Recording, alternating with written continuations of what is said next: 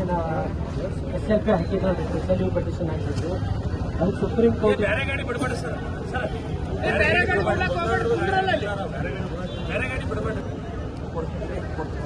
ರೈತ ಬಂದವ್ರಿ. ಈಗ ಆಂಧ್ರ ಮತ್ತು ತೆಲಂಗಾಣ ಅವ್ರ ರಾಜ್ಯ 2014 ಅವರು ಆಂಧ್ರಕ್ಕೆ ಅಲೋಕೇಶನ್ ಆಗಿರ್ತಾರ ಅದು ಒಡೆದು ಕೊಡ್ಲಿಕ್ಕೆ SLU ಪಟಿಷನ್ ಹಾಕಿದ್ದಾರೆ. ಅದರ ಸಂಬಂಧ ಹಾಕಿದ್ದಾರೆ. ನಮ್ಮ ನೀರಿಗೆ ಏನೋ ಇದು ಮಾಡಿಲ್ಲ. ನಮ್ಮ 173 TMC ಕರ್ನಾಟಕ ರಾಜ್ಯಕ್ಕಾಗಿದ್ದು 103 TMC UKPಗಾಗಿದೆ.